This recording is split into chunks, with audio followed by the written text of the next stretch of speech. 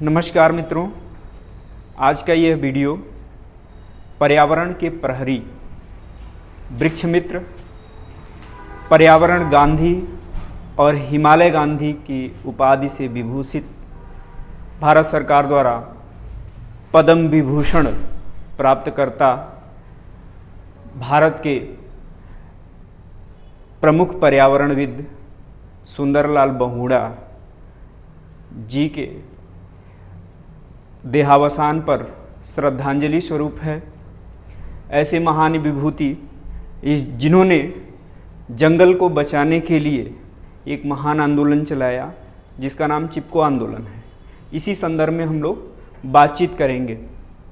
सबसे पहले सुंदरलाल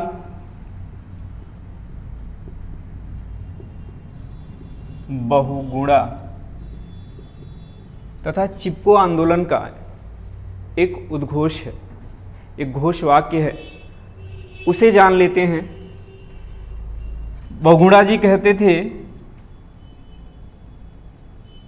क्या है जंगल के उपकार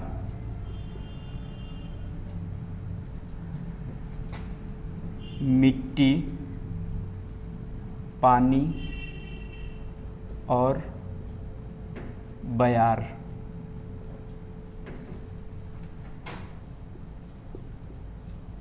मिट्टी, पानी और बयार हैं जीवन के आधार। ठीक है, तो यह उद्घोष सुंदरलाल बहुगुणा का और चिपको आंदोलन का रहा है। बहुगुणा जी का यह मानना था कि पारिस्थितिकी को आर्थिकी से अलग नहीं किया जा सकता है। इकोनॉमी और इकोलॉजी पहलू हैं दो, ये दूसरे से इंटरकनेक्टेड हैं। अर्थात जब हमारी पारिस्थितिकी स्वस्थ और समृद्ध होगी तो हमारा आर्थिक विकास भी स्वस्थ और समृद्ध होगा। स्थिर पारिस्थितिकी से ही स्थिर आर्थिक विकास हो सकेगा। इसी की परिकल्पना कुछ सतत विकास की परिकल्पना से मिलती जुलती है। सतत विकास में भी ये कहा जाता है, जिसको टिकाऊ विकास, सम विकास, संतृप्त विकास के नाम से जाना जाता है।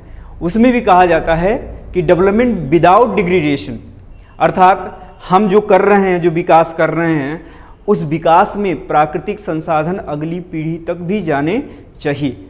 इसी क्रम में वनों को बचाने के लिए वृक्ष मित्र की उपाधि धारण करने वाले हिमालय के प्रहरी, पर्यावरण गांधी, हिमालय गांधी सुंदरलाल बहुगुणा जी के को हम याद कर रहे हैं श्रद्धांजलि स्वरूप। तो इसी क्रम को आगे बढ़ाते हैं और चीज़ें देखते हैं। आज हम जानते हैं कि पर्यावरण का जो दोहन है वो काफ़ी अनियंत्रित और अनियोजित तरीके से किया जा रहा है, और इसी आधार पर हम आर्थिक विकास की नींव रख रहे हैं। लेकिन जब आप पारिस्थितिकी को अनियोजित और अनियंत्रित तरीके से उपयोग करेंगे तो इस पर जो आप विकास के इमारत बनाएंगे, इस पर जो विकास के भवन बनाएंगे, वो क्या होगा? भवन खोखला होगा, क्योंकि उसकी नींव पारिस्थितिकी है और पारिस्थितिकी को ही आप खोखला करते जा रहे हैं। ठीक है, तो इतने बड़े पर्यावरणविद का कुछ समाज के लिए, कुछ देश के लिए, कुछ जनता के लिए संदेश था। उसी संदेश के क्रम में हम लोग आगे बातचीत जारी रखेंगे। देखिए, सुंदरलाल बहुगुणा जी ने एक बहुत महत्वपूर्ण आंदोलन शुरू किया जो 1973 में चमोली जिले के रैणी गांव से हुआ। चमोली जिले का गांव रैणी, जहां पर विकास परियोजनाओं के लिए 2459 देवदार के वृक्षों को काटने के लिए चिन्हित किया गया था। ये बताइए कि जो चमोली है वो उत्तराखंड के गढ़वाल क्षेत्र में है और गढ़वाल हिमालय में देवदार के वृक्ष बहुतायत पाए जाते हैं। रैणी गांव के 2459 देवदार के वृक्षों को चिन्हित किया सरकार के लोगों ने कि इनको हटाकर यहाँ विकास परियोजनाएं चलाई जाएंगी। ठीक है, और इस विकास परियोजना के विरोध में चमोली के गोपेश्वर में एक रैली का आयोजन किया गया था। किसके विरोध में रैली हो रही थी गोपेश्वर में? ये जो रैणी में देवदार के वृक्ष कटने थे 2459, उसी के विरोध में रैणी गांव में गोपेश्वर में रैली का आयोजन किया गया था। तो पुरुष वहां भाग लेने गए थे। तो सरकार के लोगों ने सोचा रैणी गांव के सारे पुरुष गोपेश्वर गए हुए हैं, यही मौका है कि चिन्हित किए गए पेड़ों को काट दिया जाए। लेकिन जब वो लोग तैयारी करते रहते हैं उसी समय गांव के महिलाओं को सूचना मिल जाती है और उन महिलाओं में एक गौरा देवी होती हैं। गौरा देवी जिन्होंने रैणी गांव में महिलाओं को लेकर 27 महिलाओं को लेकर पेड़ों से चिपक गई और उस दिन जो सरकार की योजना थी पेड़ों को काटने को, उसको विफल कर दी। गौरा देवी को देखकर, महिलाओं की भूमिका को देखकर सुंदरलाल बहुगुणा और चंडी प्रसाद भट्ट, बहुगुणा चंडी प्रसाद भट्ट और तीसरा नाम है गौरा देवी का, इन तीनों लोगों ने इस आंदोलन को आगे बढ़ाया। इस आंदोलन के प्रभाव और लोकप्रियता को देखते हुए 1980 में तत्कालीन प्रधानमंत्री श्रीमती इंदिरा गांधी ने 15 वर्षों तक हिमालयी वन को काटने पर रोक लगा दिया। कब लगा रोक? 1980 में लगा कि आप 15 वर्षों तक हिमालयी वनों को नहीं काट सकते। इसके बाद यह आंदोलन केवल उत्तराखंड तक ही सीमित नहीं रहा, संपूर्ण भारत में इसका विस्तार हुआ और 1983 में यह कर्नाटक पहुंच गया। कर्नाटक में एक गांव है सलकानी। सलकानी गांव में चिपको आंदोलन का एक दूसरा रूप देखने को मिला। अब देखिए, कर्नाटक में कन्नड़ भाषा बोली जाती है। सलकानी गांव के लोग इसे एपिको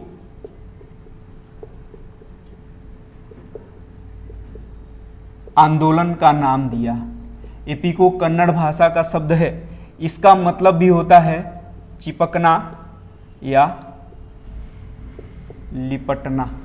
ठीक है, तो यहाँ के लोग भी पेड़ों को बचाने के लिए यही सुंदरलाल बहुगुणा, चिपको आंदोलन और गौरा देवी से प्रेरणा लेते हुए एपिको आंदोलन की शुरुआत की गई। देखिए, सुंदरलाल बहुगुणा चिपको आंदोलन वनों के बचाने के लिए बहुत प्रयास किए। इसके अलावा वह बड़े बांधों के विरोध में थे।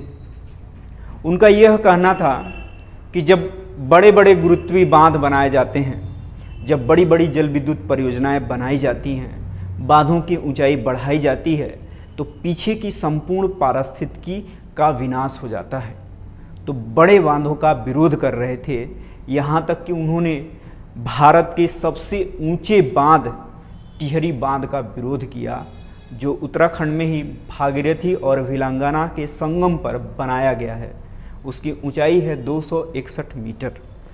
और हाल के दिनों में चर्चा में रहा है कि टिहरी जो जलाशय है उसका पानी जलस्तर कुछ कम हुआ था, तो उसमें एक राजमहल दिखाई दे रहा था। यह जो है बहुत सारे जो है अखबारों की सुर्खियों में यह जानकारी रही है। तो टिहरी बांध का भी विरोध कर रहे थे। आपको जानकारी के लिए बता दें कि हिमालयी क्षेत्र में जो भी परियोजनाएं चल रही हैं, बांध की परियोजना है, सुरंग की परियोजना है, सड़क निर्माण की परियोजना है, रेलवे की परियोजना है, उन पर सरकार को विशेष ध्यान देने की ज़रूरत है। क्योंकि हमारी कुछ जो सैन्य तैयारी होती हैं उसको देखते हुए, देश की सीमाओं की सुरक्षा को देखते हुए यह बहुत नितांत आवश्यक हो गया है। लेकिन यहाँ पर जो पारिस्थितिकी का जो पक्ष होता है उसको ध्यान में रखते हुए करना चाहिए, क्योंकि जो टिहरी डैम बनाया गया है उसके नीचे ग्रेट टियर फॉल्ट है, 2 भूकंपी चट्टानों का जुड़ाव है। और हिमालय आप जानते हैं कि युवा पर्वत है, युवा बलित पर्वत है, सक्रिय अवस्था में है। तो वहाँ अगर कुछ भी प्लेटों के सरकने की जैसी घटना हुई तो इससे बांध प्रभावित हो सकते हैं। तीसरा जो सुंदरलाल बहुगुणा जी अभियान चलाए थे वो था बीजों को संरक्षित करने का अभियान। बहुत सारे ऐसे आप पहले प्राचीन जो खाद्य पदार्थ थे वो अब धीरे धीरे विलुप्त होते जा रहे हैं। तो ऐसे बीजों को संरक्षित करना भी, एक बीज अभियान चलाना भी नितांत आवश्यक है। क्योंकि आज देखिए जो भी चीज़ें जो हमारी देसी फसलें हैं वो कितनी लाभदायक होती हैं, कितनी शरीर के लिए उपयोगी हैं, तो उसका संरक्षण भी आवश्यक है। विडंबना ये रही है कि जिस व्यक्ति ने पृथ्वी के फेफड़े को संवारने का काम किया, जिस व्यक्ति ने हिमालय को आभूषित करने का काम किया, जिस व्यक्ति ने कार्बन सिंक का मतलब होता है कि जैसे जब आप वनों को बढ़ाते हैं तो जंगल क्या करते हैं, कार्बन डाइऑक्साइड को सोखते हैं, जिनको कार्बन सिंक कहा जाता है। तो कार्बन सिंक बनाए रखने के लिए इतना प्रयास किए, लेकिन पारिस्थितिकी में छेड़छाड़ की वजह से एक प्रचलित वायरस जिसको कोरोना वायरस कहते हैं उससे ग्रसित होकर और ऑक्सीजन की कमी के कारण जो है इन्होंने अपना शरीर त्याग दिया। तो इससे सबक लेते हुए हमें आगे की चीज़ें भी सोचनी हैं। देखिए यही रैणी गांव है जहां से चिपको आंदोलन की शुरुआत हुई। उसी रैणी गांव में 7 फरवरी 2021 को एक ऋषि गंगा परियोजना थी जहां पर एक ग्लेशियर फटा, और ग्लेशियर फटने से ऋषि गंगा परियोजना में जो काम कर रहे मजदूर थे उसमें से करीब 150 लोग मरे और कुछ लोग उसमें लापता हुए। उसके बाद जो सैलाब आया वो अखबार और टीवी की सुर्खियों में रहा। तो जो भी चीज़ें हैं, अगर पारिस्थितिकी में अगर हम नेचर के साथ कुछ छेड़छाड़ करते हैं या उसका अनियंत्रित और अनियोजित विदोहन करते हैं, तो इससे उत्पन्न होने वाली जो प्राकृतिक आपदाएं हैं, जिनमें ग्लोबल वार्मिंग की भूमिका और साथ साथ जलवायु परिवर्तन की भी भूमिका है, इससे बहुत सारे प्राकृतिक आपदाएं उत्पन्न हो रही हैं और उससे हमारा जनमानस बहुत ही प्रभावित हो रहा है। वर्तमान समय में भी एक पैनिक ग्लोबल पेंडेमिक चल रहा है जिसको कोरोना वायरस का नाम दिया गया है, जो चीन के हुबेई प्रांत के वुहान शहर से एक वायरस के कारण संपूर्ण विश्व जगत को अपनी जद में ले रहा है। लेकिन दूसरी लहर में हमने देखा कि बहुत सारे लोग ऑक्सीजन की कमी से गए, तो ऑक्सीजन बनाए रखने का काम वृक्ष करते हैं। बहुत सारे ऐसे वृक्ष हैं जिसमें पीपल का वृक्ष हो गया, बरगद का वृक्ष हो गया, नीम का वृक्ष हो गया, पाकड़ का वृक्ष हो गया। किसी भी प्रकार का आसपास वृक्ष लगाइए और जो ऑक्सीजन के, समझ लीजिए आप वृक्ष नहीं लगा रहे हैं, ऑक्सीजन का प्लांट ही लगा रहे हैं। आपको मार्केट से सिलेंडर खरीदने की ज़रूरत नहीं होगी, आपके अपने घर के पास ही आपका ऑक्सीजन प्लांट होगा।